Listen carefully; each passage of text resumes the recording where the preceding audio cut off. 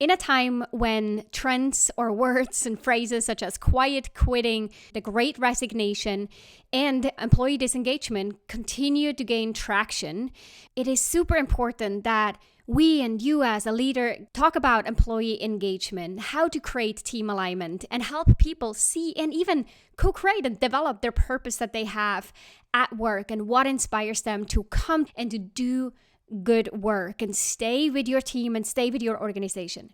Now, of course, sometimes it's better for employees to leave and move on, but oftentimes organizations and teams, such as maybe yours, lose great talent, amazing employees, and these kind of losses could have been prevented with a more intentional approach to increase employee engagement and team alignment and helping your direct reports connect to a meaningful purpose. If all that sounds intriguing, then this episode is for you. I'm going to bring on Steve Curtin, who wrote the book, The Revelation Conversation, Inspire Greater Employee Engagement by Connecting to Purpose. Steve is a best-selling author. He is also a speaker and expert on customer service management and leadership. Before he launched his consulting company in 2007, he had a 20-year career with Marriott International. I'm super excited to have him on to learn from his wisdom, his decades of leadership experience and experience working with a broad range of organizations and teams to help them not only serve their clients better, but also create better teams and higher employee engagement. I hope you're as excited as I am. So let's dive in. Here's the question. How do you successfully transition into your first official leadership role, build the confidence and competence to lead your team successfully, and establish yourself as a respected and trusted leader across the organization? That's the question, and this show provides the answers. Welcome to the Manager Track podcast. I'm your host, Ramona Shaw, and I'm on a mission to create workplaces where work is not seen as a source of stress and dread, but as a source of contribution, connection, and fulfillment. And this transition starts with developing a new generation of leaders who know how to lead so everyone wins and grows. In this show, you learn how to think, communicate, and act as the confident and competent leader you know you can be. Steve, thank you so much for being on the Manager Track podcast today and joining us for this conversation. Thank you, Ramona, for having me. So, Steve, you have, your own background in leadership at Marriott, where you were for 20 years, and then your consulting experience, and then writing the book and being an expert and a speaker and consultant on the topic of customer services and customer success. And you also talk often about leadership. So your recent book is called The Revelation Conversation, Inspire Greater Employee Engagement by Connecting to Purpose. And I am most curious to hear what inspired you to write that book. Well, I was inspired to write the book based on an experience I had in 2016, where I spoke to a group of 222 senior leaders from a sophisticated billion-dollar organization. And my client wanted me to speak to connecting to purpose at work. And I said, now, you have a one-sentence corporate mission statement. How many of the 222 senior leaders in attendance will be fluent in that one-sentence corporate mission statement? He said most. And so as we got closer to the date, I asked him, I said, now, what do you think about doing a naive activity here at the very beginning of my talk, before I really say anything? If I distribute these index cards and I just ask the group, would you write down the organization's one-sentence corporate mission statement without using your smartphone, without having a side conversation with a colleague seated next to you, just on your own, based on recall, write it down for me? So we did that, and we collected those cards. I went on with my talk, and then afterwards, in the days afterwards, I laid out all those cards. I went through them, and out of 222, recall my client had said most would be fluent in the one-sentence corporate mission statement. Out of 222, there were 4 correct answers. So that's less than 2%. Nearly 3 dozen people left their cards blank or wrote a question mark on them. They had no clue. And then at least one senior leader, they thought it was a trick question. They wrote, I don't believe we have a corporate mission statement at this time.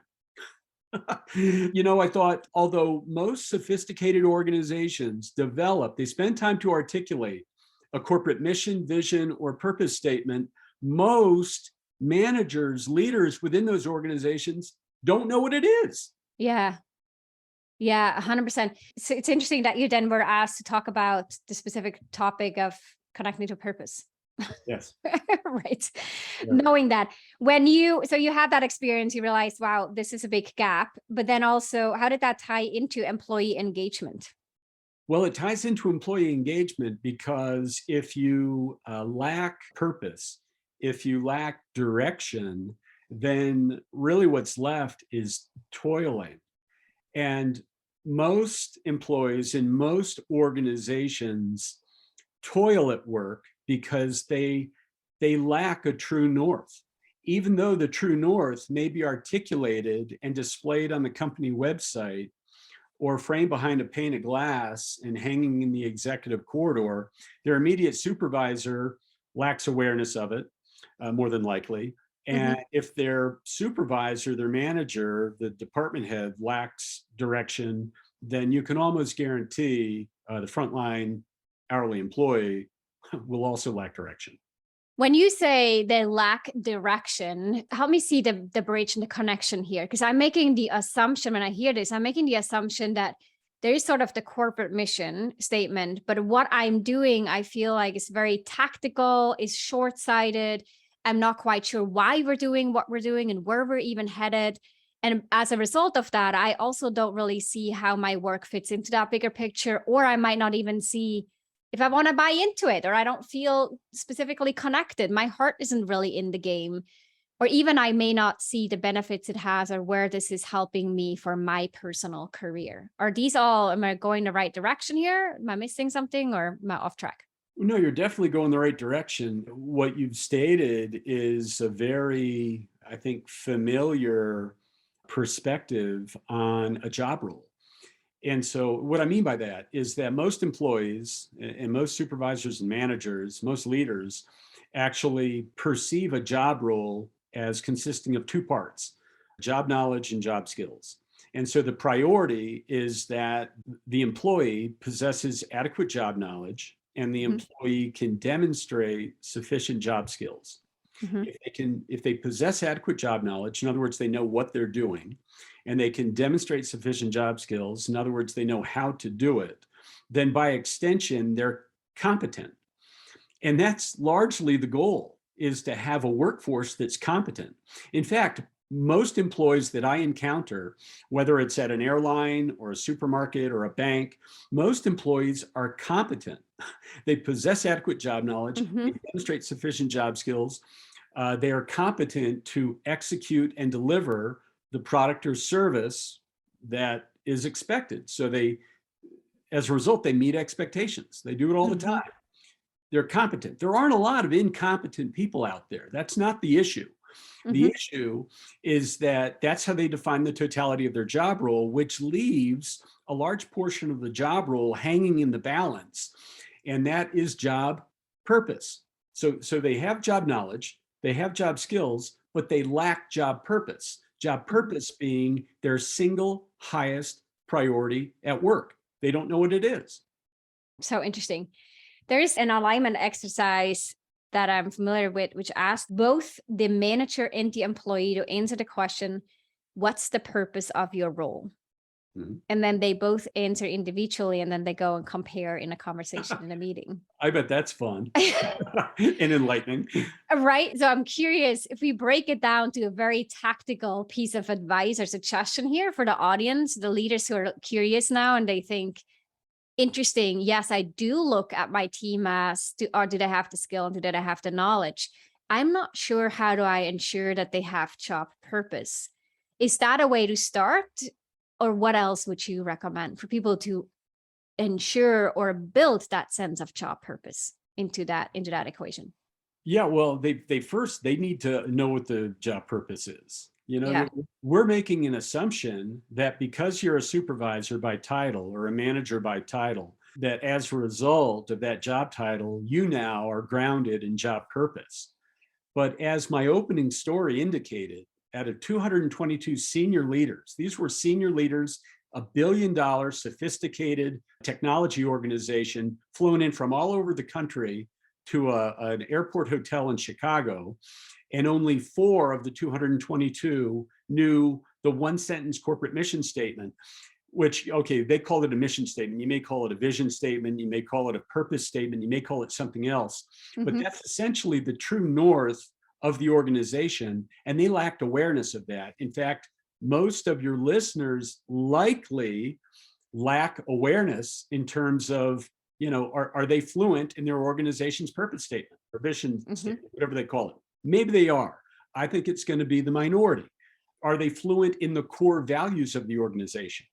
Probably it's going to be in the minority, are going to be fluent in each of the 4 or 5 or 6 or however many core values the organization has. And even if they can list the core values, can they interpret them? In other words, can they say, this is how our organization interprets that value? And then if they can do both of those things, articulate it and interpret it, can they apply it? Can they say, this is what that behavior looks like in action? Actions and behaviors in the organization on a day-to-day basis. And here's how we leverage that value in decision making. Can they do all that? If they can, great.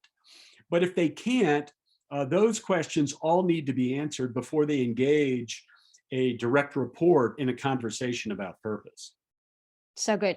It's a very clear action item for anyone listening, and myself included, right? So let's get really clear on understanding what's the corporate mission or purpose statement, and then engaging in conversations to find out if that's not obvious, or if there isn't a intranet page or some document where the values are articulated and then interpreted, but it gets really clear on what does that actually mean to us, and then what are the behaviors that will demonstrate this value. Right. Then that would be the first place to get that settled down, and then to transfer this into the team values.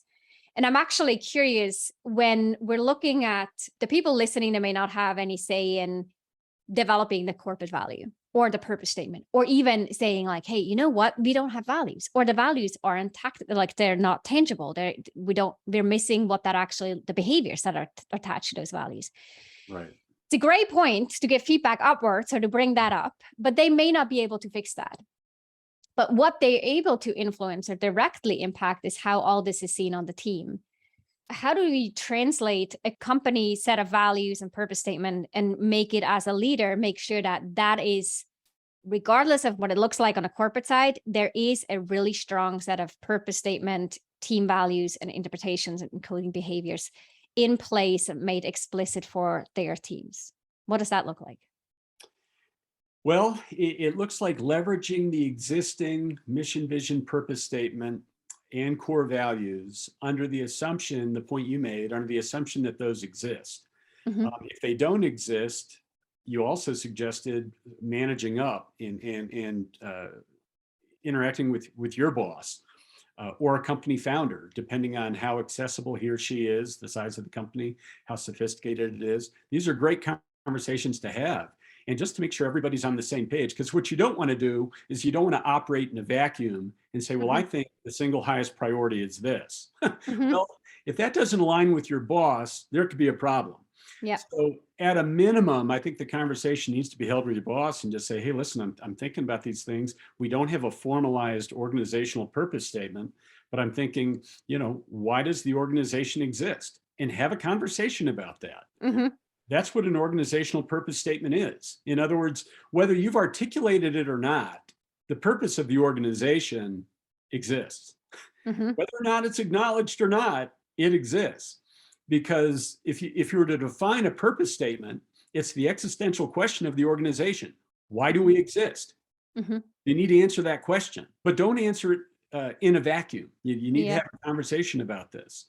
But you need to come to terms on, why do we exist? What is our true north? What is our single highest priority? And then from a job standpoint, how does my unique job role contribute to reflecting that purpose and supporting that organizational purpose? And so here we're making a distinction between the higher purpose of the organizational purpose, and the higher purpose of the job role, which is job purpose. Sometimes they're one and the same. Sometimes they're different. They're unique in that they address the unique contribution of the specific job role. As a caring and driven manager, I know you want to strengthen your leadership skills, advance your career, and lead a high-performing, engaged team. And in order to do that, as a leader, you need to lead with a system, not by shooting from your hips or reacting to everyone else around you. To do so, you need to first learn what should go into a leadership system, and second, develop your own. Now, the good news is that I teach you one must-have part in your leadership system in a concise, actionable, and yet comprehensive course focused on running successful one-on-one meetings with your direct reports. It includes over 67 minutes of tactical leadership training, plus a set of resources to make this as easy and immediately applicable for you as possible. You can either watch the video lessons or listen to it through a private podcast feed on your phone. You can get your hands on this course, which I want every single manager to have, for a nominal $19 at ramonashaw.com/11. That's 2 times the number 1. You can check the show notes for the details or head on over to ramonashaw.com/11 to get started right now. So in your book, you talk about 4 questions that can help define every employee's purpose, including your own.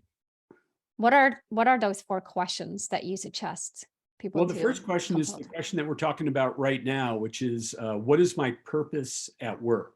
So in other words, what is my single highest priority at work? And here we're talking about the job role. Yeah, that's your North Star, right? That's the North Star of the job role. You need to articulate that.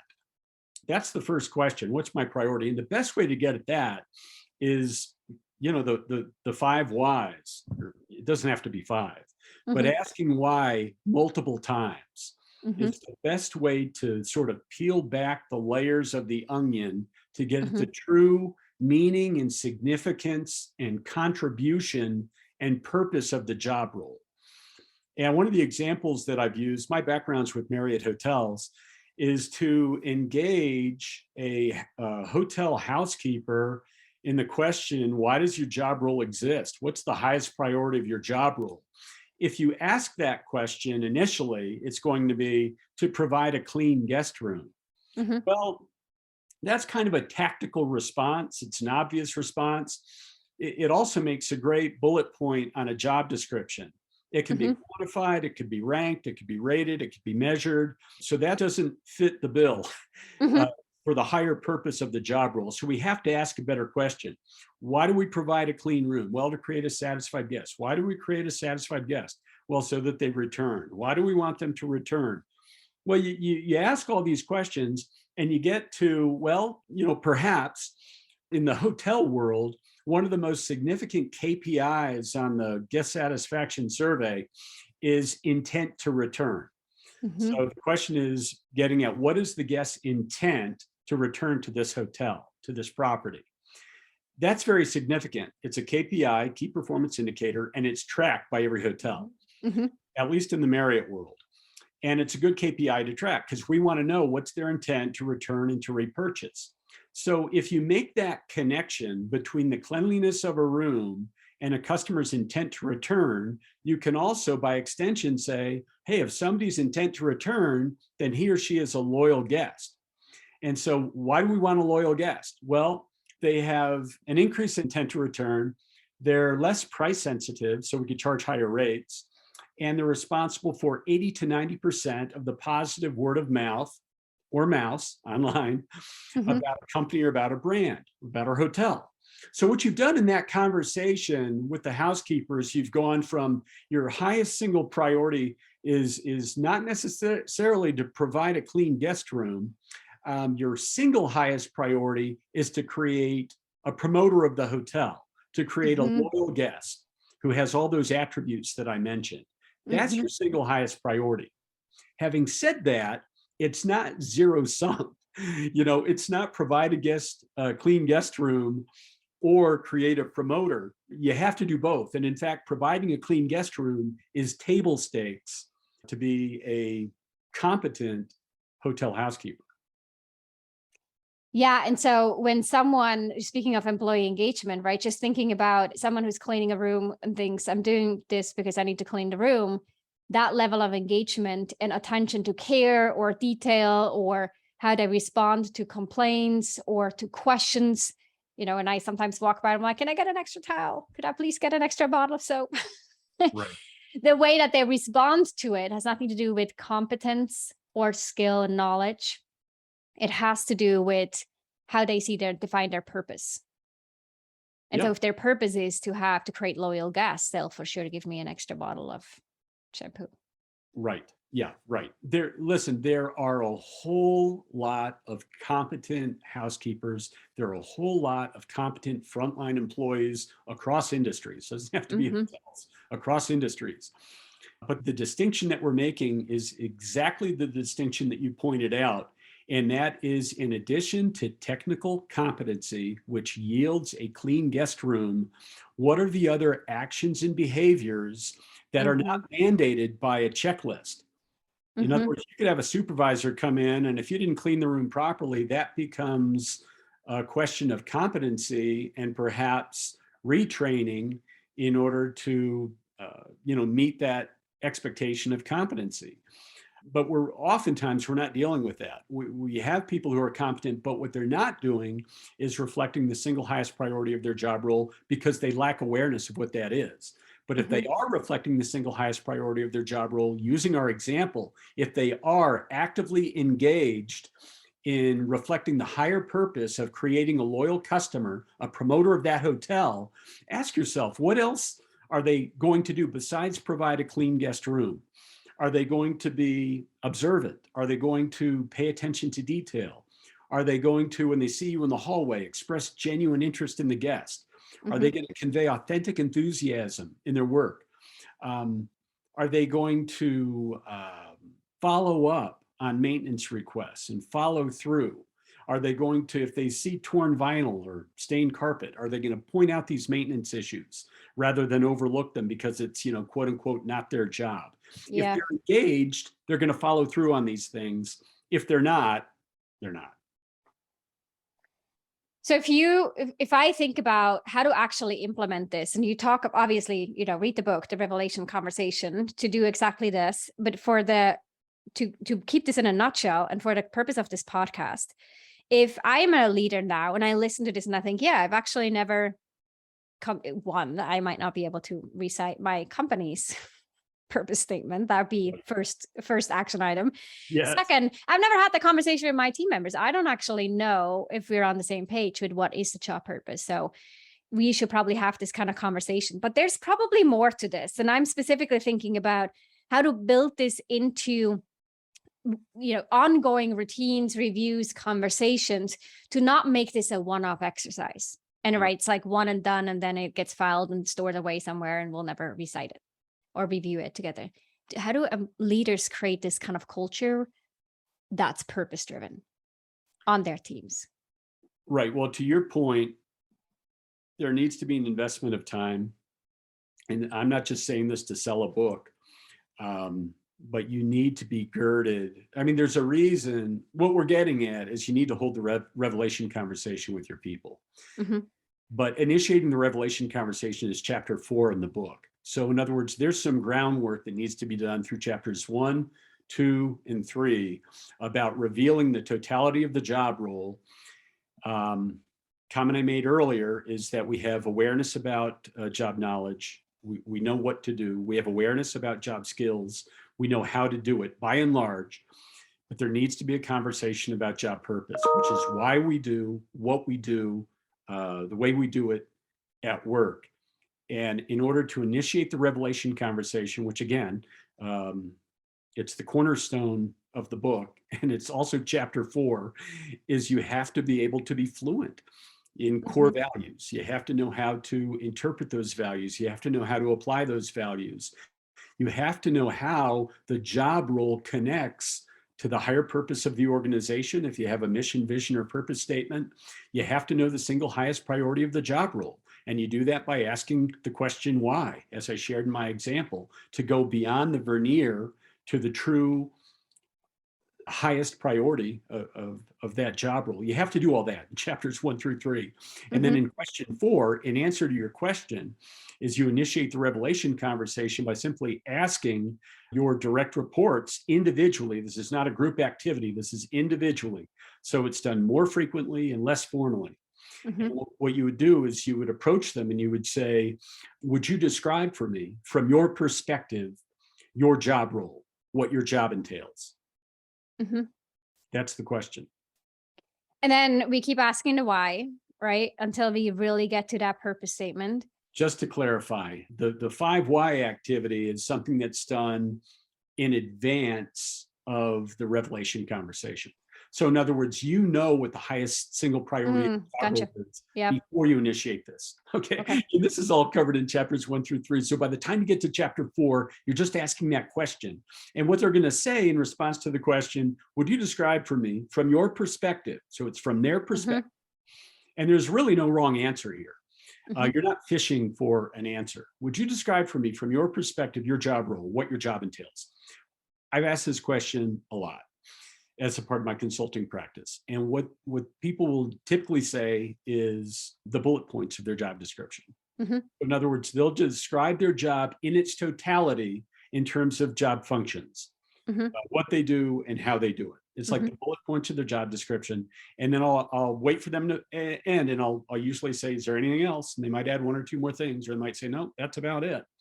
And then I'll validate what they've said. And as a supervisor, you need to validate what they'd say and say something like, listen, that's an impressive list of job functions, the duties and tasks that are associated with your job role. Is anything related to your single highest priority at work, the essence of your job?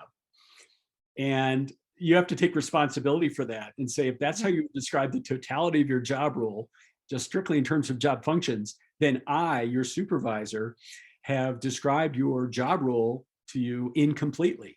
I haven't mentioned job essence. And they're going to say, well, what's job essence? And I'm going to say, well, it's your single highest priority at work. And then they're going to say, what's that?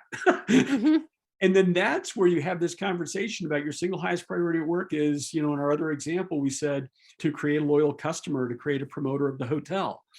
And so if you say to create a promoter of the hotel, they might say, well, what's that? You say, well, it's a loyal customer who, and we shared the attributes earlier, responsible for 80 to 90% of the positive word of mouth.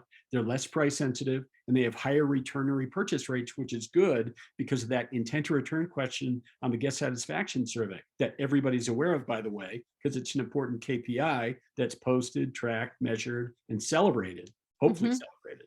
So you have this conversation and then you get into, well, how do I do that? It becomes a very productive 5-minute conversation because you could say, well, beyond what you do to provide a clean guest room, to use our housekeeper example, in addition to that, you can do all these other things. You can express genuine interest in the hotel, or I'm sorry, in the guest. How do you go about doing that? Well, I can engage them. I can make eye contact. I can smile. I can add energy to my voice when I interact with them. Oh, that's great. What else can you do? Well, I can provide a personalized note. There are a number of things that they can do. And so this conversation becomes very productive at reinforcing the single highest priority of the job role, because guess what? They're already competent. I love it. You just took this because it turns it into a set of behaviors, but not the set of behaviors as of, and here is how you can demonstrate this. Do these 4 things, which is then like, oh my gosh, my boss is telling me I should smile at the guests, right? Right. Well, Can you believe it? That's what I need to do. It becomes their idea. Yeah, but then you ask them the question, you think, with that in mind, if you think about fulfilling the purpose of your job in that totality, what else can you do to get to that, to contribute even more and to align further to that main purpose?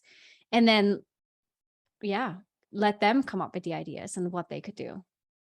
Right. And I would post them. I mean, if I were the director of rooms or director of operations, if I were the head of that department, I would have a list. And I would have this conversation again, individually. We're not trying to be efficient here and have a large group. This gives you an opportunity to have a one-on-one conversation. If you are a respected leader, if you are a credible leader, then that will be energizing to your direct report. That 100%. you have made 5 minutes available. And maybe it's 10, maybe it's 15, maybe you spend a half hour with them. I'm not suggesting you have to, These conversations ordinarily happen within 5 minutes, and they're very productive. In fact, it might be the best use of your time at work, besides serving a customer directly, is to Yeah. hold these less formal, more frequent revelation conversations. We talked about alignment earlier, to put everybody on your staff on the same page. But what I would do is I would gather information, because I would do a lot of listening in these conversations. I'd ask the question, then I'd zip it and listen to the responses. You're going to collect a lot of actions and behaviors that they're doing as a matter of course. We just haven't labeled them as job essence, but they're already doing them. And then you capture those on a whiteboard or on a flip chart. You capture them, or you capture it in an Excel spreadsheet and you distribute it. Maybe you have a huddle or a lineup or some pre-shift meeting where you distribute that, and then you have a conversation about it. Again, it's not a long, protracted conversation. It's not necessarily even a formal department meeting. It's just casual. So I would post them. I love the idea of these being visible. And I love the idea of it being continuous. We don't have a finite list. We're out of space. We continue to add behaviors and we talk about them. We keep it right in front of people. It's proximate. And then you have more and more housekeepers, to use our example, perpetuating these behaviors. And then you have more and more guests who are demonstrating a high intent to return to the hotel. And you probably have a way more or higher retention rates on your team. I would like to think so, because there's a definite correlation between meaning and purposeful contributions at work and engagement. And there's a subsequent correlation between the percentage of engaged staff and low attrition, turnover, absenteeism, shrinkage. So I'm going to light the fire or turn that up even more. I'm going to be the devil's advocate here for a second. What if someone says, well, Steve, sounds great. Like, I get the point, but I just don't have the time for this. What'd you say? Don't have the time for the question? The conversations, like even me having conversations about the corporate statements, like I already only get 30 minutes every other week with my boss. And now I should have this conversation. And then I'm running out of options to talk to my 8 direct reports about work in general, and, hard to keep up with all the projects. And you're just adding this one other thing to it that just seems like really nice to have. I get it, just not urgent. Yeah. Well, I have a couple opinions, and I'm going to share the productive one. I was going to say, share them unfiltered. Yeah, well, the productive one is to understand that you have to validate that reaction. Okay, it's a reaction, and you have to validate it, because many operators are drowning in, whether it be corporate initiatives, regional office initiatives, customer demands, attrition, they're short-staffed, regulatory issues. I mean, the list goes on and on. People are drowning, and you have to validate that. You can't say, you're not busy, you're not drowning, you have time for this, because now you're creating an edict or a mandate, and that's just not going to work. So really, what I would do is I would attempt to sell it in the sense that I'm a big fan of James Clear's work. He wrote a book, Atomic Habits. In the book, he discussed a concept called the theory of marginal gains, or the aggregation of marginal gains. And I'm a big believer in that if you can just improve 1% every day, then over the course of 365 days, you could become 38% more effective.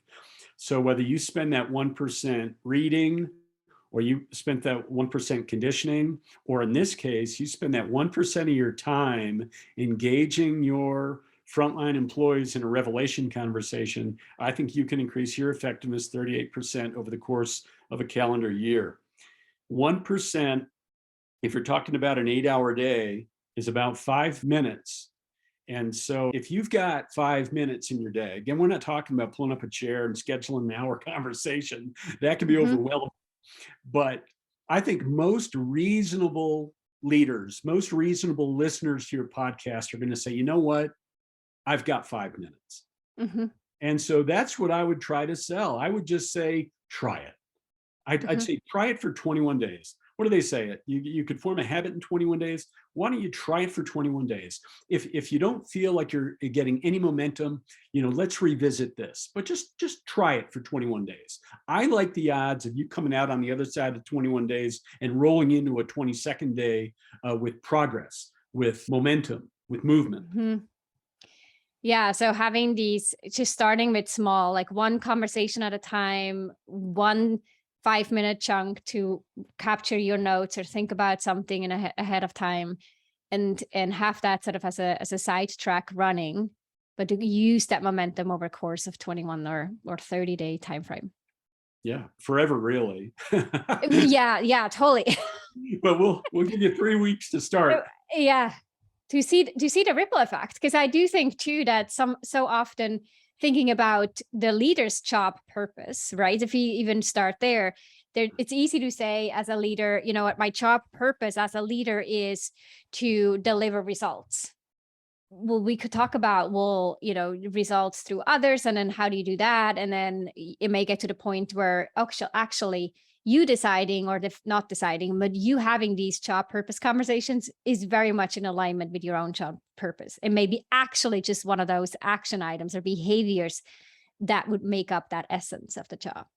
Right, because maybe your results, if that's your first response, maybe your results are inextricably linked to the productivity of your employees. If that's the case, by asking why 5 times, you might get to your single highest priority is to inspire or to motivate your staff. Yeah, and engage. Exactly, and create an engaged workforce. And then what do your daily job responsibilities, how do they change when that becomes your single highest priority? High five to that. Yep. Yes. And that one is hard to wiggle yourself out of, because that's then very clear of, maybe the one thing here that I'm doing to respond to these emails or respond to these Slack messages or that meeting that I'm attending is actually not serving my highest purpose here or the essence of my job. But having these job conversations very much fits into that picture. Exactly. Awesome. Thank you, Steve, so much for bringing this conversation to the podcast. We'll obviously link to the book. We'll also link to your previous book and to your homepage. Is there another place that you think people should go and connect with you or reach out to you or find more about the work that you do? Well, I'm on all the social channels. You can find me by name, Steve Curtin, and that's Curtin, and certainly on my website, stevecurtin.com. Awesome. Thank you so much. I hope that you listening have learned as much as I have. Sometimes I think these are the conversations that aren't as urgent as other things on our to-do list, but are so important. And I hope that just hearing these examples and the conversation with Steve really highlighted why it matters as leaders to spend the time on these efforts and how employee engagement really fits into that bigger picture and is directly connected to your impact as a leader in the workplace. Thank you so much, Steve, for being on. You bet. Thank you, Ramona. If you enjoyed this episode, then check out 2 other awesome resources to help you become a leader people love to work with. This includes my best-selling book, The Confident and Competent New Manager, which you can find on Amazon or at ramonashaw.com/book, and a free training on how to successfully lead as a new manager. You can check it out at ramonashaw.com/masterclass. These resources and a couple more you'll find in the show notes down below.